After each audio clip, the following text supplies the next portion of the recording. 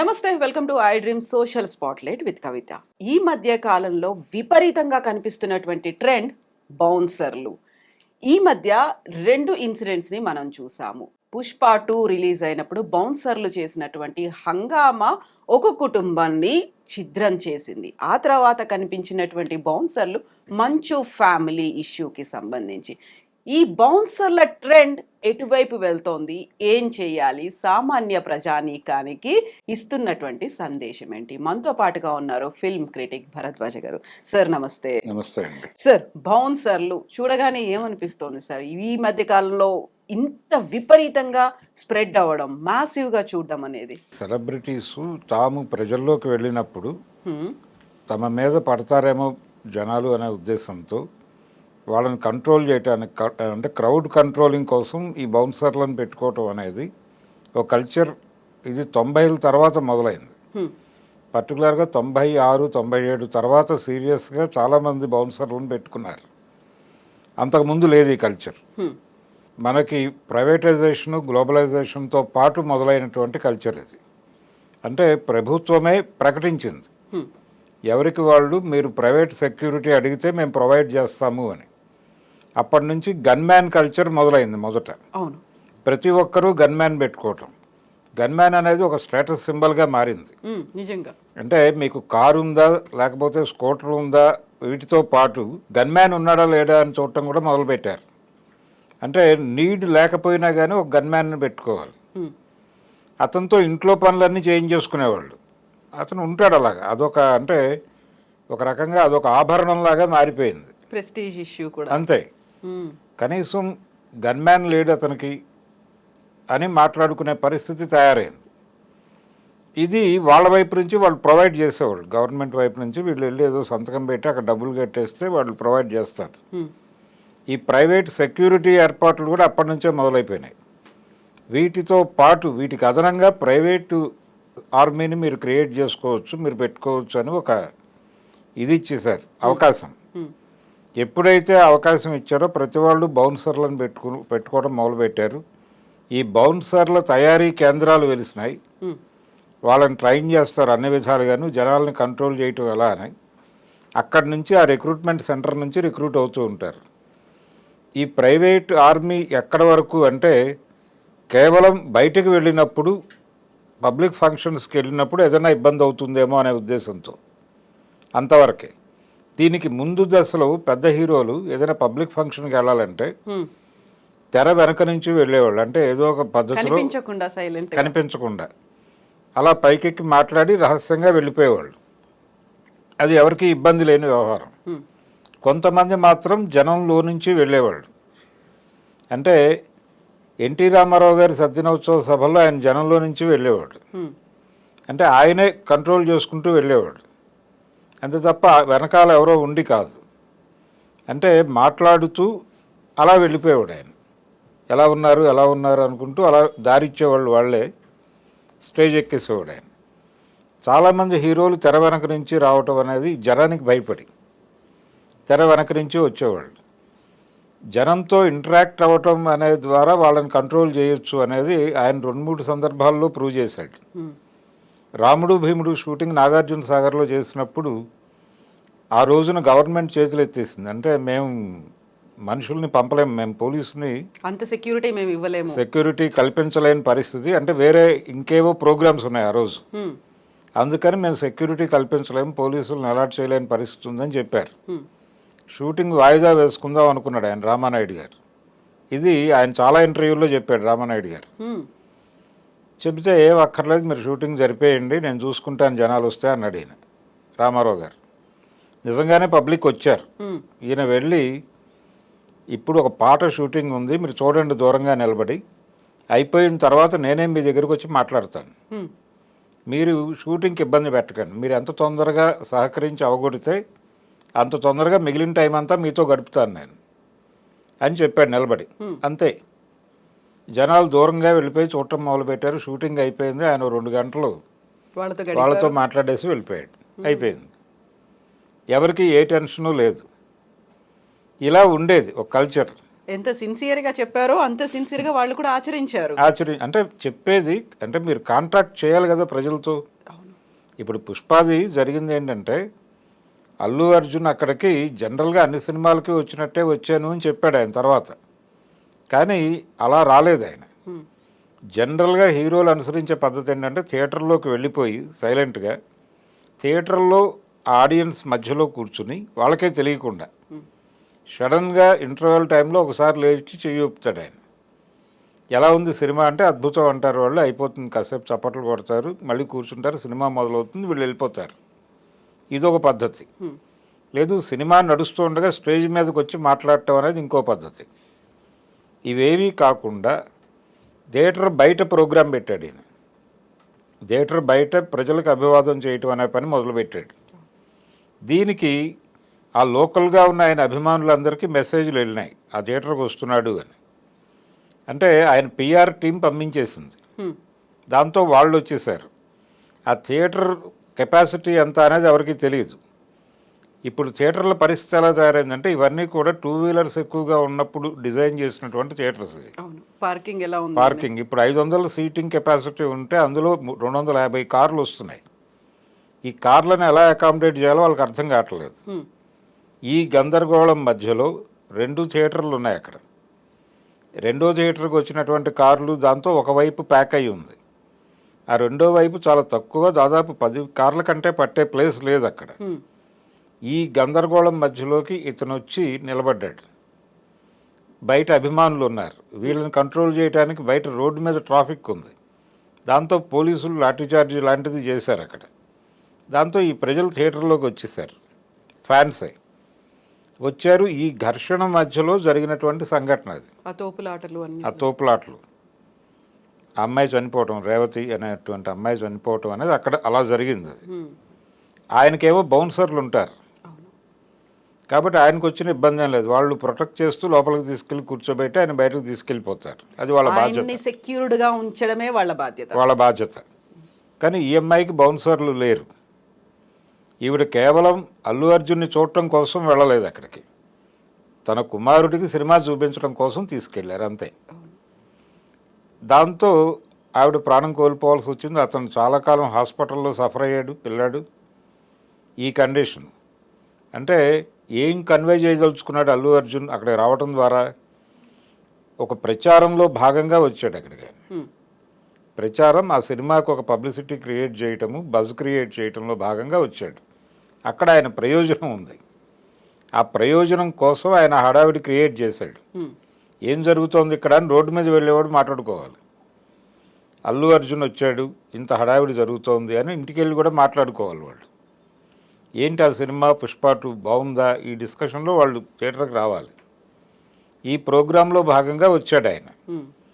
ఆయన పర్సనల్ అంటే ఆ ప్రోగ్రాము అదంతా ఆ సినిమా కోసం వాళ్ళ స్వార్థము, 300 కోట్ల రెమ్యూనరేషను ఈ ప్రోగ్రాంలో భాగమే అదంతా.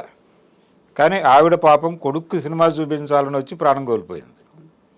అందుకని ఏ ప్రోగ్రాం ఎక్కడ చేయాలి అనేది ఒక విచక్షణతో చేయాలి అంతే తప్ప గ్రాంటెడ్. నేను ఇంతకుముందు కూడా చాలాసార్లు వచ్చాను, అప్పుడు ఎప్పుడు జరగలేదు, ఇప్పుడు జరిగింది అంటే అప్పుడున్నటువంటి పరిస్థితులు ఇప్పుడున్నటువంటి పరిస్థితులు ఇవన్నీ మీరు ఏవైనా బేరీజు వేసుకుని డిజైన్ చేశారా? హ్మ్. ఎక్కడ ఈవెంట్ చేస్తున్నాము, దా ప్లేస్కు ఉన్నటువంటి కెపాసిటీ ఏమిటి అనే దానికి సంబంధించి కనీసపు అధ్యయనం చేయాలి కదా మీరు. అది కూడా చేయలే. అంటే బాధ్యతారాహిత్యం. అలా ఆ ఇన్సిడెంట్లో ఒక బాధ్యతారాహిత్యం ఖచ్చితంగా ఉంది. ఆయన ఏదో సారీ చెప్పాడు, 25 లక్షలు ఇచ్చేశాడు అనేది కాదు ఇష్యూ అక్కడ. కానీ ఒక ఇర్రెస్పాన్సిబిలిటీ అనేది చాలా క్లియర్గా కనిపిస్తుంది. దానికి బాధ్యత వహించాలి వాళ్ళు. కనీసం కన్ఫెస్ అవ్వలేదు వాళ్ళు. మా బాధ్యతారాహిత్యం వలన జరిగింది అనే మాట వాళ్ళ దగ్గర నుంచి బయటకు రాలే. జరిగింది దురదృష్టం అని చెప్పాడు. హ్మ్. చెప్పి ఈ సంఘటన చూసి ఫ్యామిలీస్ సినిమాకి రాకుండా దూరంగా ఉండొద్దు, మేము మీకోసమే సినిమాలు తీస్తున్నామని చెప్పాడు ఆయన. అంటే మీ భద్రత మాకు సంబంధం లేదు, కానీ మీరు వచ్చి టికెట్లు కొని మాకు డబ్బులు ఇవ్వండి అని చెప్పడమే. సో ఎవరు మా తప్పు కాదు అనే స్టేజ్ అక్కడ కనిపించింది. పోలీసులు మాకు ఇంటిమేట్ చేయలేని అన్నారు. ఇక్కడ ఉన్నటువంటి థియేటర్ ఓనర్లు కూడా అదే మాట చెప్తున్నారు. నేను చెప్పి వచ్చాను అనే మాట హీరో చెప్తున్నారు అక్కడ. చాలా ఇర్రెస్పాన్సిబుల్గా వ్యవహరించారు అందరూ. కాబట్టి అది అది ఒక ప్రత్యేకమైన సంఘటన. ఉమ్, దాన్ని అక్కడ వరకే చూడాలి. అంటే ఒకటి ప్రైవేటైజేషన్ మొదలైన తర్వాత వ్యక్తిగత భద్రతకి ఎక్కువ ప్రాధాన్యత పెరిగింది. ఈ పెరిగిన క్రమంలో స్టేటస్ సింబల్గా కూడా వీళ్ళని పెట్టేసుకుంటున్నారు బౌన్సర్లు. అవును. నిజంగా థ్రెట్ ఉందా లేదా అనే దానికంటే కూడా దీనికి ఒక విపరీతంలోకి తీసుకెళ్తే, ఉమ్, అంటే ఏదైనా విషయాన్ని అద్భుత రసంలో చెబితే ప్రజలకు ఎక్కువ కనెక్ట్ అవుతుంది అని శంకర్ లాంటి డైరెక్టర్లు నమ్ముతారు. అలా ఒక బిగ్ స్కేల్లో ఇంట్లో బౌన్సర్లను పెట్టుకోవటం ఒక్కొక్కరు, అది ఇక్కడ కనిపించింది మంచు ఫ్యామిలీలో. ఇది ఒక వైపరీత్యం, లేదు విపరీతం, ఏదైనా అనుకోవచ్చు. Extreme stage. ఎక్స్ట్రీమే. ఉమ్, అంటే ఒక మాట, అంటే ఆ ఇంట్లో నుంచి బయటకు వచ్చినటువంటి పని మనిషి మాట్లాడుతూ ఆ అమ్మాయి మాట్లాడినటువంటి మాటల్లో స్టాఫ్ అనేటువంటి పదం విపరీతంగా రోల్ అయింది.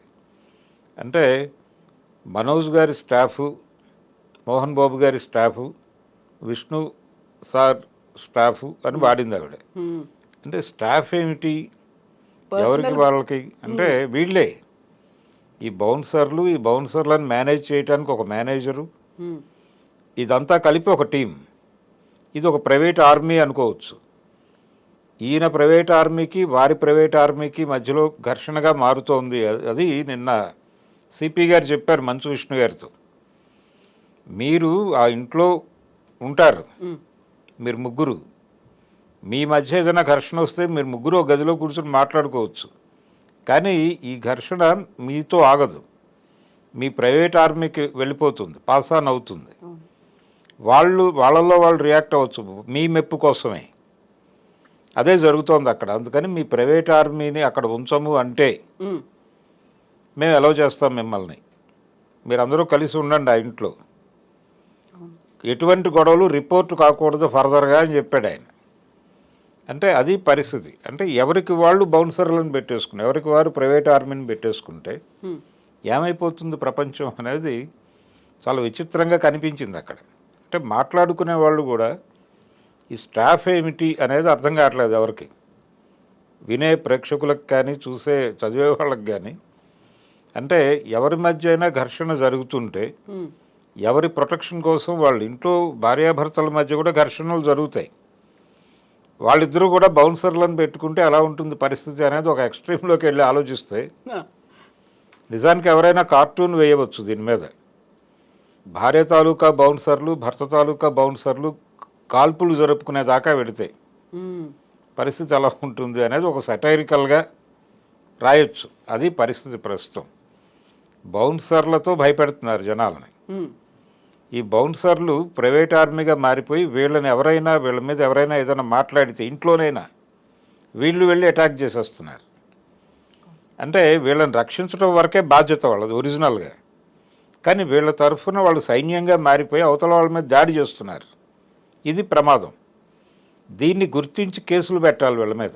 ఉమ్, మొన్న జరిగిన ఇన్సిడెంట్లో కూడా వీళ్ళు రియాక్ట్ అయ్యి ఒకళ్ళతో ఒకళ్ళు తలబడ్డారు.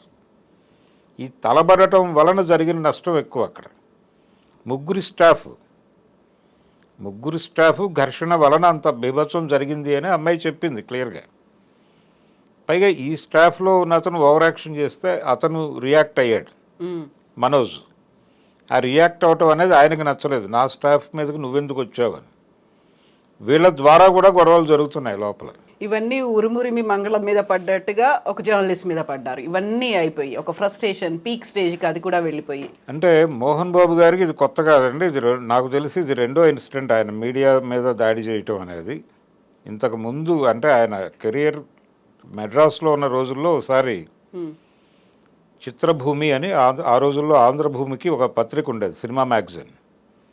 ఆ చిత్రభూమి రిపోర్టర్ మీద ఆయన మెడ్రాస్లో దాడి చేసిన ఒక సంఘటన రిపోర్ట్ అయ్యి రికార్డ్ అయింది. ఉమ్, అంటే ఆ రోజున అంటే మిగిలిన ప్రెస్ కంటే అతను కొంచెం భిన్నంగా రాశాడు ఈయన జీవితానికి సంబంధించిన ఒక ఇన్సిడెంట్ మీద.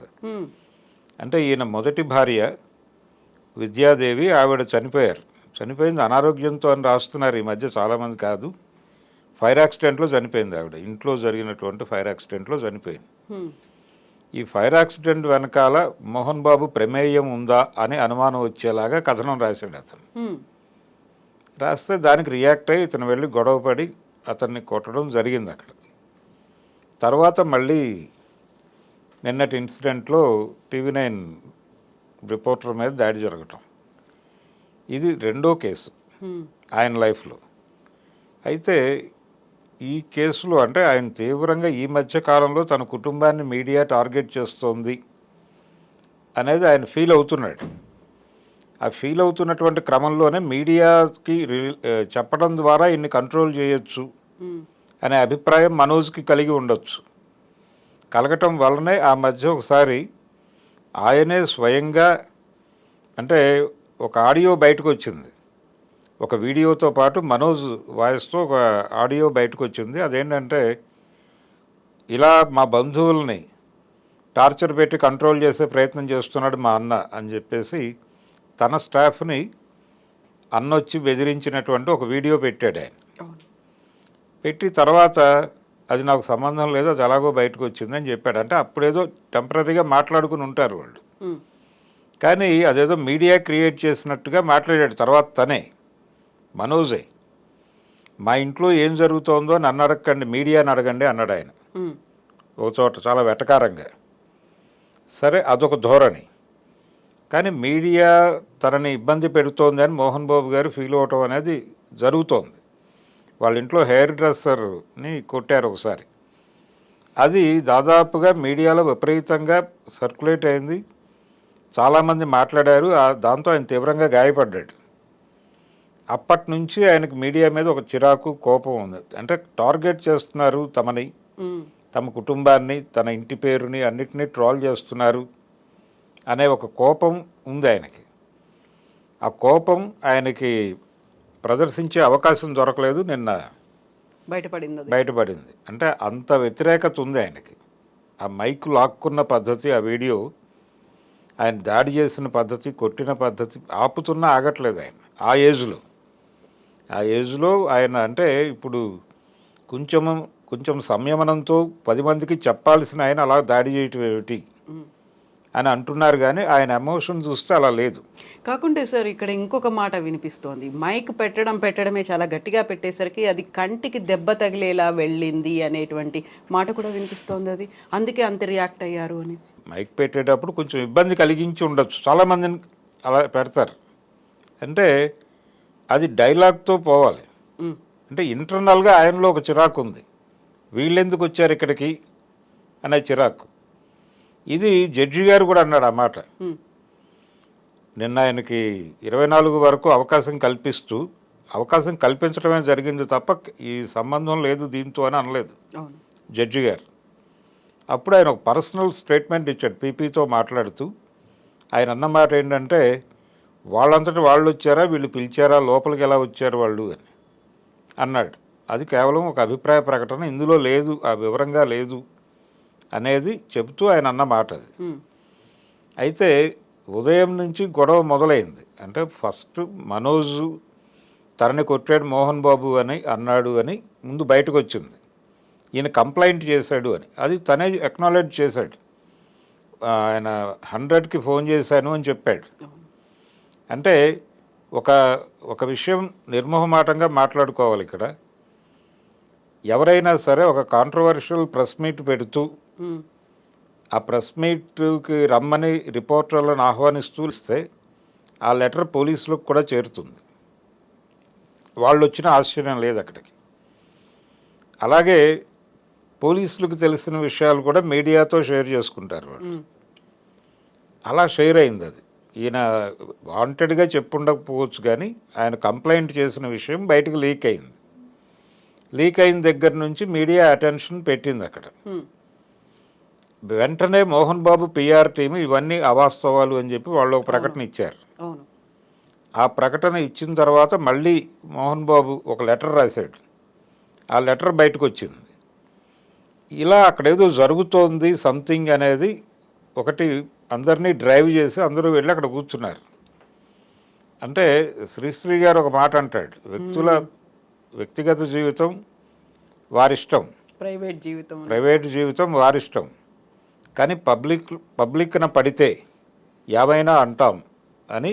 అది కాబట్టి ఇక్కడ వీళ్ళు సెలబ్రిటీసు, వాళ్ళ ఇంట్లో ఏదో ఘర్షణ జరుగుతోంది, చాలా కాలంగా జరుగుతోంది ఇది. మనోజ్కి విష్ణుకి పడటం లేదు, వాళ్ళిద్దరూ రెగ్యులర్గా కొట్టుకుంటున్నారు, అది బయటకు రావటం లేదు. ఇతను చాలా సందర్భాల్లో విడిగా ఉన్నాడు. అలాగే అతని వివాహం సందర్భంగా ఒక గొడవ, ఆ పెళ్లి వాళ్ళకి ఇష్టం లేదని మంచులక్ష్మి గారు చొరవ చేసి అందరినీ ఒక చోటకు తీసుకొచ్చి ఆ వివాహాన్ని జరిపించారని, ఇవన్నీ అందరికీ పబ్లిక్ డొమైన్లో ఉన్న విషయాలే. ఈ విషయాలన్నీ ప్రేరేపించడంతో జనాలు అక్కడికి వెళ్ళారు. వెళ్ళి అక్కడ ఏం మాట్లాడతారో తెలుసుకుందామనే క్యూరియాసిటీతో లోపలికి వెళ్ళారు. అక్కడంతా యుద్ధ వాతావరణం ఉంది. ఈ యుద్ధ వాతావరణం క్రియేట్ చేసింది మీడియా కాదు. ఆ యుద్ధ వాతావరణంలో ఒక రిపోర్టర్ వెళ్ళినప్పుడు మైక్ పైకి వెళ్ళి ఉండొచ్చు, కిందకి వెళ్ళి ఉండొచ్చు, ఏదైనా జరిగి ఉండొచ్చు. అప్పుడు ఆయన ఏం చెప్పాలి, మీరు దూరంగా ఉండండి, మీరు బయటకు వెళ్ళండి, నేను బయటకు వచ్చి మాట్లాడతాను, లేకపోతే విడిగా మాట్లాడతాను, ముందు మీరు బయటకు వెళ్ళిపోండి, అందరూ ఆగండి, ముందు వీళ్ళని బయటకు పంపించి మనం మాట్లాడుకుని తర్వాత వెళ్ళి వాళ్ళకు క్లారిఫికేషన్ ఇద్దామని చెప్పి ఉండొచ్చు ఆయన పెద్ద మనిషిగా. అలా కాకుండా ఆయన మైక్ లాక్కుని కొట్టడం అనేది ఇబ్బందికరమే. అంటే ఆయన పాత చరిత్ర అంతా తవ్వుతున్నారు ఇప్పుడు. నేను ఇందాక చెప్పిన ఆంధ్రభూమి ఇన్సిడెంట్తో సహా బయటికి లాక్కు రావాల్సి వచ్చిన పరిస్థితి కల్పించాడు, ఆయనే కల్పించాడు అది. అందుకని ఎవరి మీదైనా దాడి చేయటం అనేది కరెక్ట్ కాదు. మీకు ఇబ్బంది కలగచ్చు, నాకు ఇబ్బంది కలుగుతోంది, మీ ప్రవర్తన బాగాలేదు అని చెప్పండి, ఒక డైలాగ్ చెప్పి ఆ తర్వాత అప్పుడు కూడా అలా రియాక్ట్ అయితే అప్పుడు మీరు ఏదైనా అప్పుడు కూడా మీరు కంప్లైంట్ ఇవ్వాలి. మీరు పోలీస్ కంప్లైంట్ ఇవ్వండి, అతనికి వ్యతిరేకంగా నన్ను ఇబ్బంది పెడుతున్నాడని, తప్పేం లేదు దానిలో. ఎవరి మీద ఎవరు పర్సనల్గా దాడి చేయటం అనేది కుదరదు, డెమోక్రటిక్ స్పేస్లో అది కుదరదు. అది వాళ్ళు ఆలోచించుకోవాలి. పైగా ఆయన నిరంతరం క్రమశిక్షణ అంటాడు, ఆయన ఊతపదంగా మారిపోయింది అది. రెండవది, ఆయన మీద రకరకాల ఎలిగేషన్స్ ఉన్నాయి మోహన్ బాబు గారి మీద.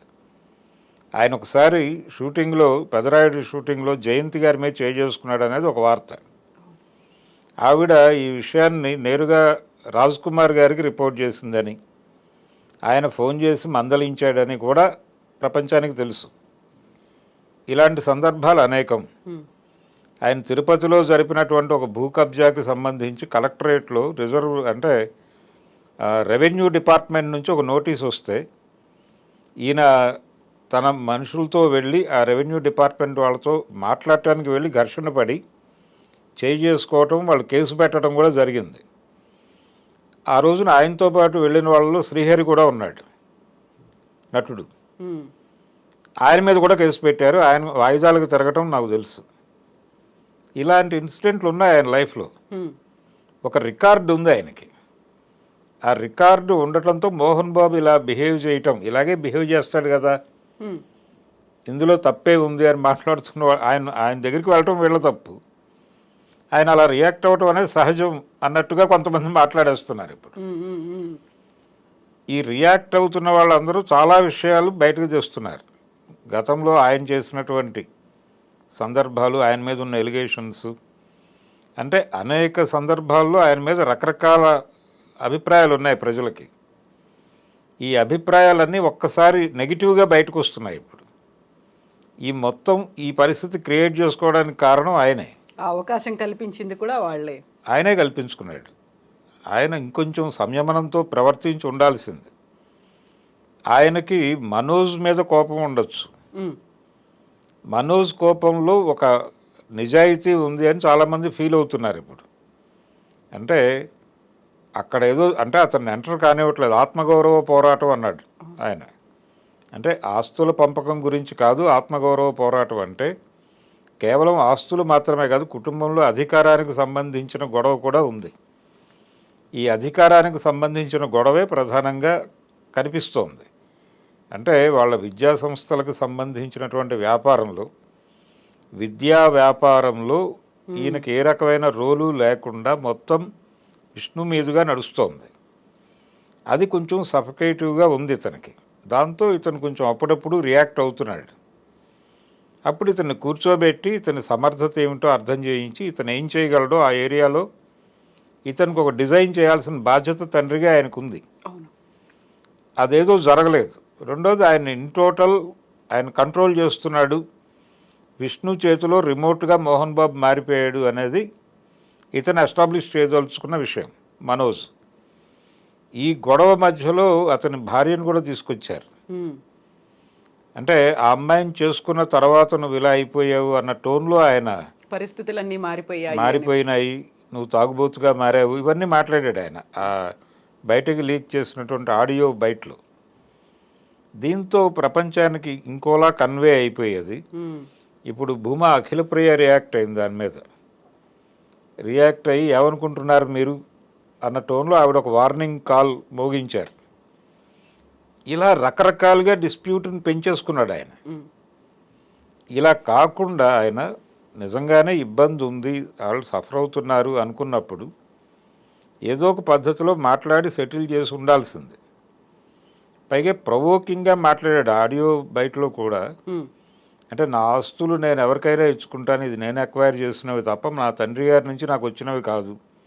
అంటే వారసత్వపు హక్కుల్లో మాత్రమే మీకు రైట్ ఉంటుంది, నేను సంపాదించిన ఆస్తులు నేను మీకు ఇవ్వచ్చు ఇవ్వకపోను వచ్చు, దాంతో మీకు ప్రమేయం లేదు, నా డెసిషన్ అది అని మాట్లాడాడు. లీగల్గా కరెక్టే. అవును. కానీ అక్కడ ఇంకో ప్రాబ్లం కూడా ఉంది. అంటే ఆవిడ లక్ష్మి గారికి సెటిల్ చేశారా లేదా అనేది ఒక ఇష్యూ ఉంది. ఆ ఇల్లు ఇచ్చారు ఫిల్మ్నగర్లో అని చెప్తున్నారు. అది జనాలు మాట్లాడుకోవటమే తప్ప అధికారిక సమాచారం ఏమీ కాదు.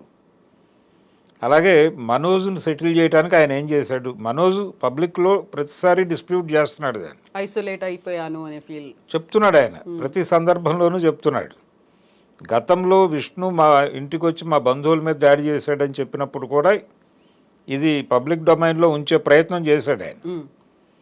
అప్పటి నుంచి ఎందుకు సెటిల్ చేసుకోకుండా అలా పెట్టు కూర్చున్నారు వీళ్ళు, ఆ పెళ్ళి కూడా ఆయనకి ఇష్టం లేకుండా జరిగింది అనేది కూడా ఎస్టాబ్లిష్ అయిన ఫ్యాక్టే. ఆయన డినై చేశాడు. ఆ తర్వాత ఒక ఇంటర్వ్యూలో ఆయన మీకు ఇష్టం లేదట కదా ఇలా జరిగింది అని అడిగితే, అదేం లేదు, అవన్నీ బయట రకరకాలుగా మాట్లాడుకుంటారు, మేమందరం కలిసి ఉన్నాం, నాకు ఏ అభ్యంతరం లేదు, ఆ కుటుంబంతో కూడా నాకు సన్నిహిత సంబంధాలు ఉన్నాయి అని ఆయనే చెప్పిన మాట ఉంది రికార్డెడ్గా. ఇన్ని పబ్లిక్ డొమైన్లో ఉండి ఇప్పుడు మీరు ఇంకేదో మాట్లాడితే ఎలా తీసుకుంటుంది ప్రపంచం? అందుకని అదొక డిస్ప్యూటు. అయితే మేజర్గా నిన్న కమిషనర్ గారు పిలిచి మాట్లాడింది ఏంటంటే, బాబు మీ ప్రైవేట్ ఆర్మీలను కంట్రోల్లో ఉంచుకోండి, మీ ప్రైవేట్ ఆర్మీలను మీ ఇంట్లో ఉంచుకోకండి, వాళ్ళకి వేరే శిబిరాలు ఏర్పాటు చేయండి, మీరు మీ ప్రైవేటు సైన్యాలతో పాటు ఆ కాంపౌండ్లో ఉంటే ప్రమాదం అనేది. రెండోది, ఇప్పుడు ఈ విద్యా సంస్థలు ఈ గొడవలతో పాటు ఆయన ఉంటున్నటువంటి ఫామ్ హౌస్ అది ఒక 6 ఎకరాల్లో ఉన్నట్టుంది. అది ఆ ప్రాపర్టీకి సంబంధించి కూడా బయట విపరీతంగా చర్చ జరుగుతుంది, వర్షన్స్ అనేవి వినిపిస్తున్నాయి రకరకాలుగా. అంటే దాని గురించి ఒక గొడవ జరుగుతోంది అని, ఆ ప్రాపర్టీ ఎవరికి ఇవ్వాలి అనే దగ్గర ఒక గొడవ ఉంది వాళ్ళ మధ్య అని. అందుకని ఇతను అక్కడ కాన్సన్ట్రేట్ చేశాడు మనోజ్ అని. వీటితో పాటు తీగలాగితే డొంక కదిలినట్టుగా అసలు ఆ భూమి ఎలా వచ్చింది ఈయనకి అనే దగ్గర రకరకాల కాన్స్పిరసీ థియరీస్ వస్తున్నాయి. అది సౌందర్య గారు కొనుక్కున్న స్థలాన్ని ఈయన కబ్జా చేశారని, లేకపోతే వాళ్ళకి తక్కువ డబ్బులు ఇచ్చి సెటిల్ చేశాడని, ఇలా రకరకాలుగా కథనాలు వచ్చేసినాయి దాని మీద.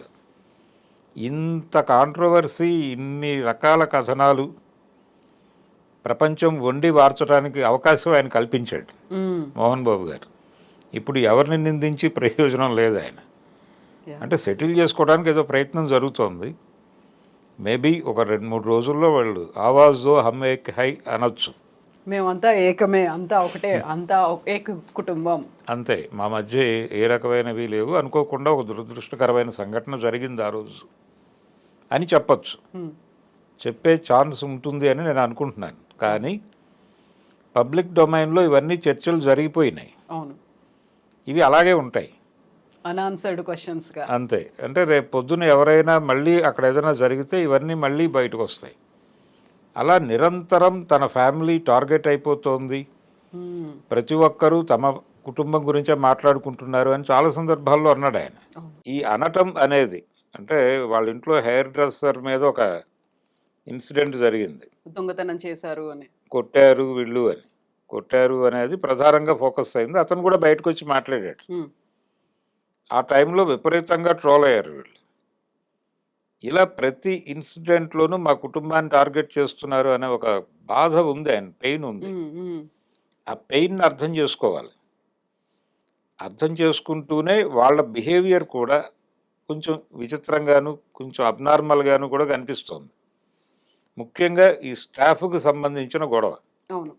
ఈ ప్రైవేట్ ఆర్మీలు ఎవరికి వాళ్ళు ఒక 15 మందిని మెయింటైన్ చేస్తూ ఇంట్లో ఉండటం అనేది, కలిసి ఉండటం. పైగా విష్ణు గారు ఒక మాట అన్నారు, నాకు ఉమ్మడి కుటుంబాలంటే చాలా ఇష్టము అని. అవును. ఉమ్మడి కుటుంబాలంటే ఇష్టం ఉన్నవాళ్ళు బౌన్సర్లను పెట్టుకుని ఎలా ఉంటారు అనేది ఆయనే సమాధానం చెప్పాలి. మీ మధ్య మీకు సరైనటువంటి అవగాహన లేకపోవడం వలన ఉమ్, నిరంతరము అంటే ఒకళ్ళనొకళ్ళు ఎలిమినేట్ చేసుకునే లెవెల్ కోపాలు ఉన్నాయి మీకు. ఆ కోపాలతో ఒక చోట కలిసి ఉండటానికి ఎవరి ప్రైవేట్ సైన్యాన్ని వాళ్ళు ప్రొటెక్షన్ ఏర్పాటు చేసుకుని ఉంటున్నారు అక్కడ. ఇది చాలా విషాదం. దీన్ని అర్థం చేసుకోవాలి ముందు. ఉమ్, అంటే స్టాఫ్ అనే మాట, పర్సనల్ స్టాఫ్ అనేటువంటి మాట పక్కకి వెళ్ళిపోతే తప్ప అవును. వాళ్ళ కుటుంబంలో సఖ్యత ఉందని ప్రపంచం అనుకోదు. ఈ ప్రైవేట్ స్టాఫ్ని పెట్టుకున్నారంటేనే పక్కవాడి నుంచి థ్రెట్ ఉందని. బయట వాళ్ళతో బాధలు లేవు వాళ్ళకి. ఉమ్, బయట ప్రపంచంలో శత్రువులు లేరు. మనం మొదట్లో మాట్లాడుకున్నటువంటి గన్మ్యాన్ బయట శత్రువులు ఉంటే అనేది ప్రొటెక్ట్ ఇస్తారు. అవును. ప్రొటెక్షన్ కోసం.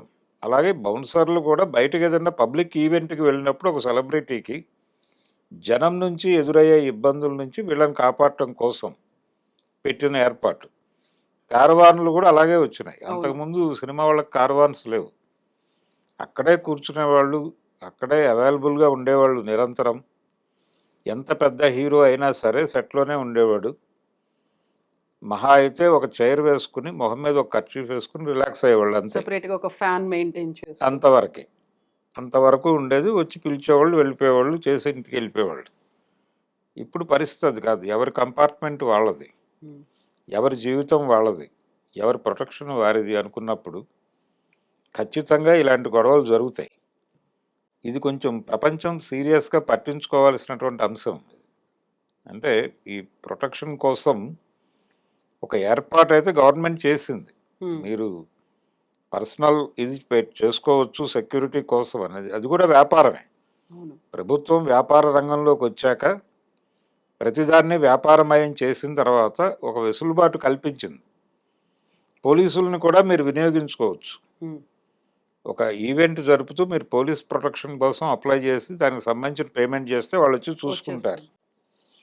ఇంతకుముందు సినిమా హాళ్ళ దగ్గర జనం క్రౌడెడ్గా ఉంటే వీళ్ళు చెప్పేవాళ్ళు, ఇంటిమేట్ చేసేవాళ్ళు. ఉమ్, వాళ్ళు ఇంకేం జరగకుండా, ప్రమాదాలు జరగకుండా, అంటే ప్రజలకి ఇబ్బంది కలగకూడదు అనే ఉద్దేశంతో బాధ్యతగా వచ్చి కంట్రోల్ చేసి వెళ్ళేవాళ్ళు. డబ్బులకు కాదు అది. ఇప్పుడు పేమెంట్ ప్రోగ్రామ్ వచ్చేసింది. ఉమ్, మీరు డబ్బులు కడితే ఎవరినైనా తీసుకొచ్చి మీ దగ్గర మీకు సెక్యూరిటీగా పెట్టుకోవచ్చు. ఎప్పుడైతే ఇది వాళ్ళ చేతులు కూడా దాటిపోయిందో అప్పుడు బౌన్సర్ల వ్యవస్థ వచ్చింది. ఈ బౌన్సర్లు తయారీ కేంద్రాలు వచ్చేసి ఈ కాంట్రాక్టులు మాట్లాడుకుని రోజుకి ఎంత పేమెంట్ ఇవ్వాలి వాళ్ళకి. వాళ్ళు తినే తిండి దగ్గర నుంచి వీళ్ళు ప్రొవైడ్ చేయాల్సి ఉంటుంది ప్రత్యేకంగా. వాళ్ళ కోసం ఒక కిచెన్ నిర్వహించాల్సిన అవసరం ఉంటుంది. ఇన్ని భరిస్తూ వాళ్ళని మెయింటైన్ చేస్తున్నారు వీళ్ళు. ఉమ్, ఇది ఒక విచిత్రమైన పరిస్థితి. అంటే వీళ్ళు ఏ రేంజ్లో ఎక్వైర్ చేస్తున్నారు డబ్బులు, దానికి వీళ్ళు అనుసరిస్తున్న మార్గాలు ఏమిటి దాకా ఆలోచించాల్సి వస్తుంది. అవును. అందుకని ఇది కొంచెం విచిత్రంగా కనిపిస్తోంది మోహన్ బాబు గారి ఇంటి కథ. దీని మీద ఎవరైనా సరే, అంటే ఎవరైనా కొంచెం చొరవ చేసి ఒక నవల లాంటిది రాయొచ్చు. ఇంట్రెస్టింగ్ స్క్రిప్ట్ అవుతుంది అది. డెఫినెట్గా. Yes sir, thank you so much sir. Thank thank you. You అండి.